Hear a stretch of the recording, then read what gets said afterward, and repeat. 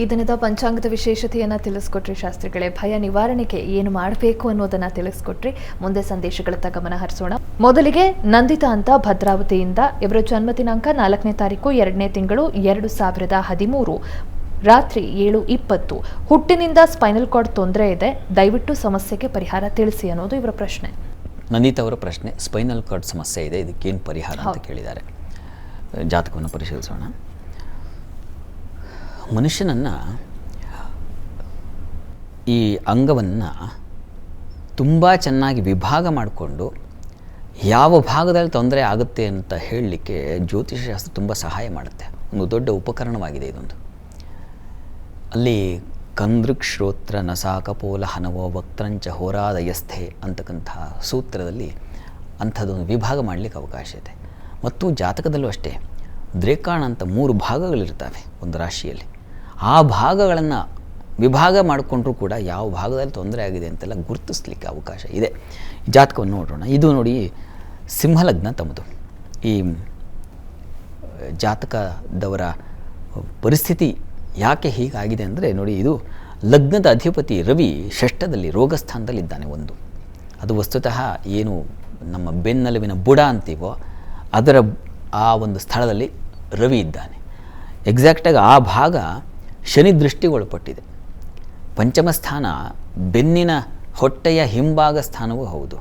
ಅಲ್ಲಿಗೆ ಶನಿ ದೃಷ್ಟಿ ಮತ್ತು ಆ ಅಧಿಪತಿ ಗುರು ಕುಜನ ದೃಷ್ಟಿಗೊಳಪಟ್ಟಿದ್ದಾನೆ. ಪಾಪಗ್ರಹಗಳ ದೃಷ್ಟಿಗೆ ಬಿದ್ದಾಗ ಸಹಜವಾಗಿ ಇಂಥ ತೊಡಕುಗಳಾಗುತ್ತೆ. ಉದರ ಬಾಧೆ ಉಂಟಾಗ್ತಕ್ಕಂಥದ್ದು, ಬೆನ್ನಿನ ಬಾಧೆ ಉಂಟಾಗ್ತಕ್ಕಂಥದ್ದು, ಕುತ್ಕೊಳ್ಳಿಕ್ಕೆ ಆಗದೇ ಇರತಕ್ಕಂಥ ಪರಿಸ್ಥಿತಿ, ನಾವು ಯಾವುದನ್ನು ಮೂಲಾಧಾರ ಚಕ್ರ ಅಂತೀವೋ ಅಲ್ಲಿ ಬಲವಿಲ್ಲದೆ ಹೋಗ್ತಕ್ಕಂಥದ್ದು, ಇದೆಲ್ಲ ಉಂಟಾಗುತ್ತೆ. ಈಗ ಪ್ರಸ್ತುತ ಶನಿ ದಶೆಯೇ ನಡೀತಾ ಇದೆ. ಶನಿ ದಶೆಯಲ್ಲಿ ಈಗ ತಮಗೆ ನೋಡಿ ಕುಜನ ಪರಿಸ್ಥಿತಿ ಇರ್ತಕ್ಕಂಥದ್ದು, ಕುಜನ ಭುಕ್ತಿ ನಡೀತಾ ಇದೆ. ಆತ ಸಪ್ತಮದಲ್ಲಿದ್ದು ಆ ಗುರುವನ್ನು ನೋಡ್ತಾನೆ, ವೀಕ್ಷಿಸ್ತಾನೆ. ಇದೆಲ್ಲ ಸ್ವಲ್ಪ ಬಾಧಕವಾಗಿದೆ. ಇದಕ್ಕೆ ಪರಿಹಾರ ನೀವು ಸಹಜವಾಗಿ ನೀವೇನು ವೈದ್ಯಕೀಯರನ್ನು ಸಂಪರ್ಕ ಮಾಡಿ ಅದನ್ನು ಮಾಡಿಸಿ. ಅದ್ರ ಜೊತೆಗೆ ನಮಗೆ ವಸ್ತುತಃ ವೈದ್ಯಕೀಯ ಸಹಕಾರ ಬೇಕು. ವಿಜ್ಞಾನ ಹಾಗೂ ಆಧ್ಯಾತ್ಮ ಎರಡೂ ಒಟ್ಟೊಟ್ಟಿಗೆ ಸಾಗಬೇಕು. ಯಾಕೆಂದರೆ ನಮ್ಮ ಮನುಷ್ಯ ಅವನಲ್ಲೂ ದೈವ ಇದೆ. ಹಾಗಾಗಿ ಇದನ್ನೆಲ್ಲ ಕಂಡುಹಿಡಿದಿದ್ದಾನೆ.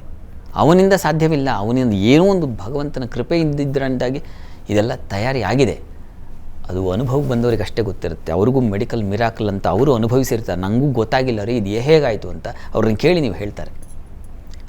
ಅದರ ಜೊತೆಗೆ ನೀವು ಮಾಡಬೇಕಾಗಿರತಕ್ಕಂಥದ್ದು ಒಂದು ಆಶ್ಲೇಷ ಬಲಿ ಮಾಡಿಸಿ. ತುಂಬ ಸಹಾಯವಾಗುತ್ತೆ. ಅದು ಆರೋಗ್ಯದಲ್ಲಿ ಚೇತರಿಕೆ ಕೊಡುತ್ತೆ. ಸುಬ್ರಹ್ಮಣ್ಯ ಕವಚವನ್ನು ಪ್ರತಿ ದಿವಸ ಕೇಳಿಸ್ಕೊಳ್ಳಿ, ಅದು ತುಂಬ ಸಹಾಯವಾಗುತ್ತೆ. ಇವೆರಡರಿಂದ ಚೇತರಿಕೆ ಕಾಣಲಿಕ್ಕೆ ಅವಕಾಶ ಇದೆ. ನಂಬಿಕೆಯಿಂದ ಮಾಡಿ, ಒಳ್ಳೆಯದಾಗಲಿ. ಮುಂದಿನ ಪ್ರಶ್ನೆ ಶಾಸ್ತ್ರಿಗಳೇ, ಭಾಗ್ಯಶ್ರೀ ಅಂತ ವಿಜಯಪುರದಿಂದ, ಇವರು ಜನ್ಮ ದಿನಾಂಕ 9ನೇ ತಾರೀಕು 2ನೇ ತಿಂಗಳು 2003 ಮಧ್ಯಾಹ್ನ 12 ಗಂಟೆ. ಸರ್ಕಾರಿ ಕೆಲಸದ ಬಗ್ಗೆ ತಿಳಿಸಿ ಅನ್ನೋದು ಇವರ ಪ್ರಶ್ನೆ. ಭಾಗ್ಯಶ್ರೀ ಅವರ ಪ್ರಶ್ನೆ, ಸರ್ಕಾರಿ ನೌಕರಿ ಸಿಗುತ್ತಾ ಇಲ್ವಾ ಅಂತ ಕೇಳಿದಾರಲ್ಲ. ಜಾತಕ ನೋಡೋಣ. ನೋಡಿ, ತಮ್ಮದು ಮೇಷಲಗ್ನ. ಲಗ್ನದಿಂದ ಕರ್ಮಾಧಿಪತಿ ಧನಸ್ಥಾನದಲ್ಲಿದ್ದಾನೆ. ಮಿತ್ರಕ್ಷೇತ್ರ, ಕರ್ಮಸ್ಥಾನದಲ್ಲಿ ರವಿ ಇದ್ದಾನೆ. ರವಿಗೆ ದಿಗ್ಬಲ ಇದೆ, ಸಂಶಯ ಇಲ್ಲ. ಆದರೆ ಅಷ್ಟು ಸಾಲದಾಗಿದೆ. ಈಗ ಪ್ರಸ್ತುತ ಕಾಲವನ್ನು ನೋಡೋಣ. ಈಗ ಕುಜನ ದಶೆಯಲ್ಲಿ ತಮಗೆ ನಡೀತಾ ಇರತಕ್ಕಂಥದ್ದು. ಈಗ ಇನ್ನೇನು ರಾಹು ಕಳೆದು ಹೋಗುತ್ತೆ ನಾಳೆ ಸೋಮವಾರಕ್ಕೆ. ನಂತರ ಗುರು ಪ್ರಾರಂಭವಾಗುತ್ತೆ. ಕುಜನಲ್ಲಿ ಗುರು ಪ್ರಾರಂಭವಾಗುತ್ತೆ. ಗುರು ನಿಮ್ಮ ಜಾತಕದಲ್ಲಿ ಉಚ್ಚಸ್ಥಾನದಲ್ಲಿದ್ದಾನೆ. ಒಳ್ಳೆ ಆತನ ಬಲ ತುಂಬ ಚೆನ್ನಾಗಿದೆ. ಭಾಗ್ಯಾಧಿಪತಿ, ಅದೃಷ್ಟದ ಅಧಿಪತಿ ಕೈ ಹಿಡಿದು ಬಿಟ್ಟರೆ ಇನ್ನೇನು ಅಗತ್ಯ ಇಲ್ಲ ಅಲ್ವಾ. ಹೀಗಾಗಿ ಇಷ್ಟು ದಿವಸ ಇರಲಿಲ್ಲ ನಿಮಗೆ. ಈಗಿನಿಂದ ಈಗ ಜೂನ್ ನಾಳೆ 17ನೇ ತಾರೀಕು ನಂತರದಲ್ಲಿ ನಿಮಗೆ ತುಂಬ ಉತ್ತಮವಾದ ಕಾಲ ಪ್ರಾರಂಭವಾಗುತ್ತೆ. ಅದು ಅದೃಷ್ಟ. ಇದೇ ದೈವ ಸಹಾಯ ಅಂದರೆ ಇದು. ಹೀಗಾಗಿ ನೀವು ಪ್ರಾರ್ಥನೆ ಮಾಡಿ, ದೈವ ಪ್ರಾರ್ಥನೆ ಮಾಡಿ. ಅದರಲ್ಲೂ ಗುರು ದತ್ತಾತ್ರೇಯರ ಸ್ಮರಣೆ ಮಾಡಿ. ಅದು ತುಂಬ ಸಹಾಯವಾಗುತ್ತೆ. ನಿಮ್ಮ ಅಪೇಕ್ಷೆಯನ್ನು ಈಡೇರಿಸುವ ಶಕ್ತಿ ಅದೇ. ಮಾಡಿ, ಒಳ್ಳೆಯದಾಗಲಿ ತಮಗೆ. ಮುಂದಿನ ಪ್ರಶ್ನೆ ಶಾಸ್ತ್ರಿಗಳೇ, ಮಿಥನ್ ಅಂತ ಬೆಂಗಳೂರಿನಿಂದ, ಇವರ ಜನ್ಮ ದಿನಾಂಕ 19ನೇ ತಾರೀಕು 3ನೇ ತಿಂಗಳು 2008 ಬೆಳಗ್ಗೆ 8:50. ಶಿಕ್ಷಣ ಮತ್ತು ಆರೋಗ್ಯದ ಬಗ್ಗೆ ತಿಳಿಸಿ ಅನ್ನೋದು ಪ್ರಶ್ನೆ. ಮಿಥನ್ ಅವರ ಪ್ರಶ್ನೆ ಶಿಕ್ಷಣದ ಬಗ್ಗೆ ಕೇಳಿದಾರಲ್ವ. ಜಾತಕವನ್ನು ಪರಿಶೀಲಿಸೋಣ. ನೋಡಿ, ಇದು ಮೇಷಲಗ್ನವಾಗಿದೆ. ಲಗ್ನದಿಂದ ಪಂಚಮ ಸ್ಥಾನದಲ್ಲಿ ಶನಿ ಚಂದ್ರರು ಒಟ್ಟಾಗಿದ್ದಾರೆ. ಸ್ವಲ್ಪ ಮಾನಸಿಕವಾಗಿ ಕುಗ್ಗೋದನ್ನು ಸೂಚಿಸುತ್ತೆ. ಪಂಚಮಾಧಿಪತಿ ವ್ಯಯದಲ್ಲಿರ್ತಕ್ಕಂಥದ್ದು. ಏನಪ್ಪ ಅಂದರೆ ನಿಮಗೂ ಕೂಡ ಗುರುವಿನ ಬಲ ತುಂಬ ಚೆನ್ನಾಗಿದೆ, ಗುರು ದೃಷ್ಟಿ ಇದೆ ಪಂಚಮಕ್ಕೆ, ಹೀಗಾಗಿ ಅದು ತುಂಬ ಒಳ್ಳೆಯದು. ಆದರೆ ನೀವೊಂದು ಬೇಕು ಏನಪ್ಪ ಅಂದರೆ ಪ್ರತಿ ಭಾನುವಾರ ಈಶ್ವರ ಸನ್ನಿಧಾನದಲ್ಲಿ ಜೇನಿನ ಅಭಿಷೇಕ ಮಾಡಿಸಿ ಸ್ವಲ್ಪ ಪ್ರಸಾದ ತಗೊಳ್ಳಿ. ಶನಿವಾರ ಆಂಜನೇಯನ ಪ್ರಾರ್ಥನೆ ಮಾಡೋದು, ಶನಿವಾರ ಭಾನುವಾರ 2 ದಿವಸ ಶ್ರದ್ಧೆಯಿಂದ ಪ್ರಾರ್ಥನೆ ಮಾಡಿ.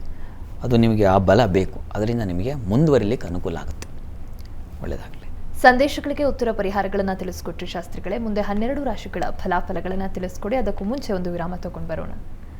ಜಾತಕಫಲ ವಿಶೇಷ ಕಾರ್ಯಕ್ರಮ ಮುಂದುವರಿಯುತ್ತೆ ಪುಟ್ಟ ವಿರಾಮದ ಬಳಿಕ.